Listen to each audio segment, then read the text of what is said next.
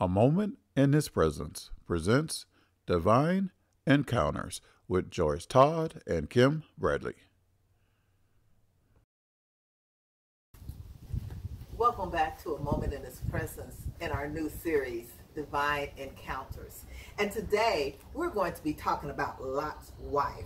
Now, what we all know about Lot's wife is that she turned into a pillar of salt. But you know what? Today, we're going to kind of look from a different angle, because what we want to talk about is not what she did, but what she didn't do. You know, in other words, why was it so hard for her to come out of that wicked city, you know?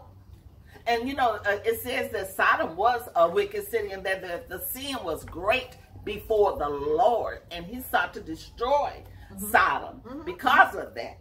And so, Kim, maybe the one reason was because of she didn't feel an urgency. You know, the angel said, come on, go. And they didn't leave quickly because it said the angel took her by the hand and to lead her out. So she didn't see an urgency to leave. What she probably felt was pleasure to her. And you know, the thing is, Joyce, when you look at that, sometimes we get ourselves caught up in stuff and we don't even realize it's wrong. It's so right. You know, right now we're in a state of, in a world where what the world says is right and what God says is wrong. Right. And so for her, she didn't feel she was doing anything wrong. And you know, we got to remember, the pleasures of this world is but a fleeting moment. You know, it's here and it's gone. It does not last. The only thing that's going to last forever is God's word. The things of this world will pass away. And we, you know, so we can't get preoccupied in all the stuff that's happening around that we enjoy and all the pleasures.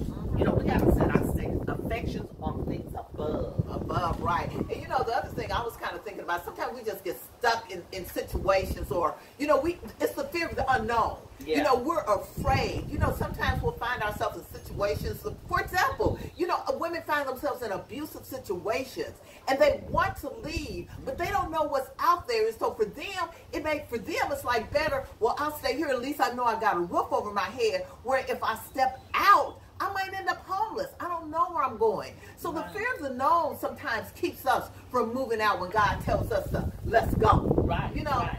And then, Kim, it could have been, you know, some unbelief there as well for her to look back. You know what I mean?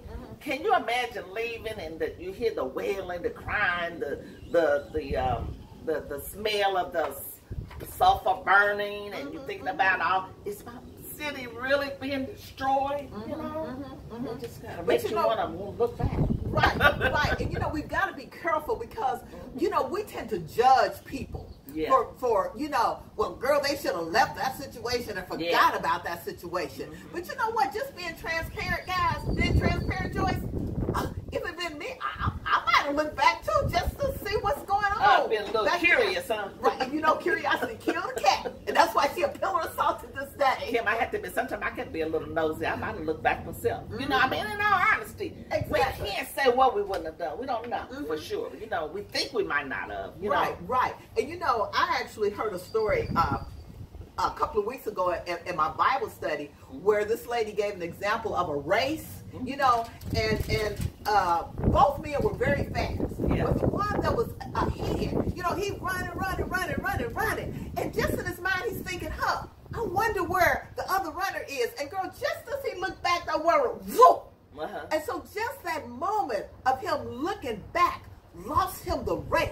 And that's what happened with Lot's wife. We don't know if she was curious. We don't know if she was just being nosy. We don't know if she was regretful. But the fact is, she looked back. So when God asks you to move, we've got to move forward. We got to keep looking straight. Press toward that mark of that high calling. Girl, you're right. Press toward that mark. But whatever you do, don't look back. And as you being a child of God, don't look back, because you are